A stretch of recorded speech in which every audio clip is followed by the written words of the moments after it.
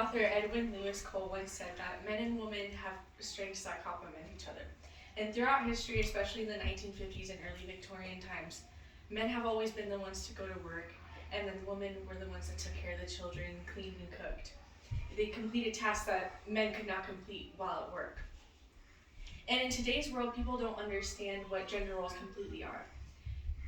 When we think of gender roles, we immediately think about the strict classifications that devalue men and women. And for this reason, I will be talking about the unknown side of gender roles.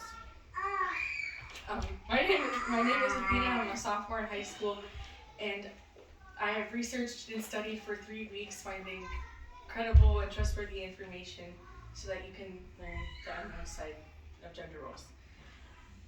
The 3 points I will be going over in my speech are the 2 basic definitions of gender roles, the complex definition of gender roles, and the roles of men and women. So, as said, the first point is the 2 basic gender definitions of gender roles, and the Oxford Dictionary defines gender role as the behavior considered to be appropriate to a particular gender determined by prevailing cultural norms. And Planned Parenthood defines it as how we're expected to act, speak, groom, and conduct ourselves based upon our assigned sex. And they're like really basic. You research any gender role definition and that's what you're gonna find. They just touch the surface. But there's a completely different area and aspect of gender roles that the American Psychological Association touches. And they define gender roles as the pattern of behavior, personality traits, and attitude that define masculinity or femininity in a particular culture. So they're touching on more personality and behaviors that society might define as masculine or feminine rather than physical aspects of it. So the APA focuses more on anatomical differences of male and female brains.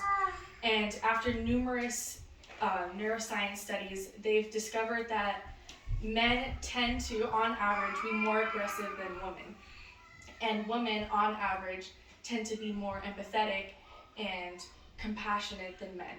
And when I say aggressive, it's not like mean kind of thing, it's more like assertive and alert. And then with women, empathetic and compassionate, it's just caring and loving, nurturing. And so that brings me to the question of what the roles of men and women are.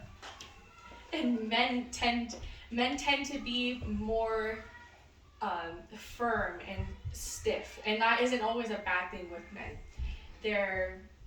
It just means that they're more mentally stable. And the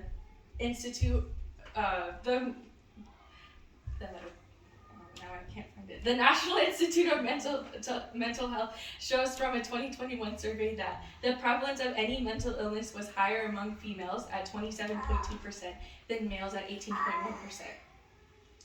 So this just shows that men are less neurotic and they're not going to be diagnosed with any mental illness as much as a woman would.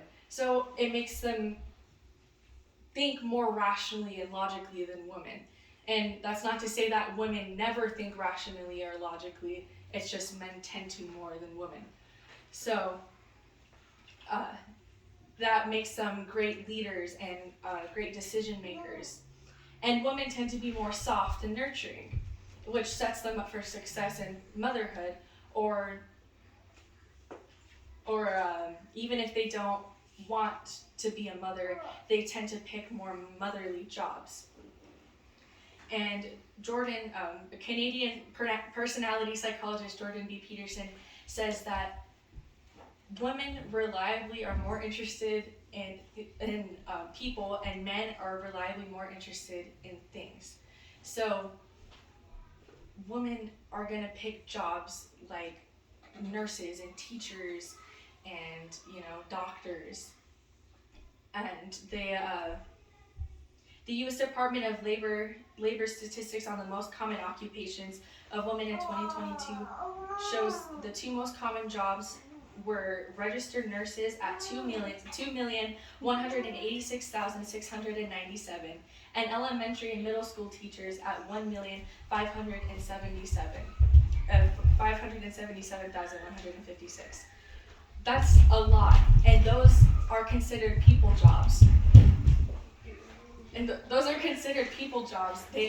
Women want to care for people, because men pick jobs like mechanics and bricklayers and construction workers, and women can get those kinds of jobs as well. It's not like they have to be doctors or they have to be teachers.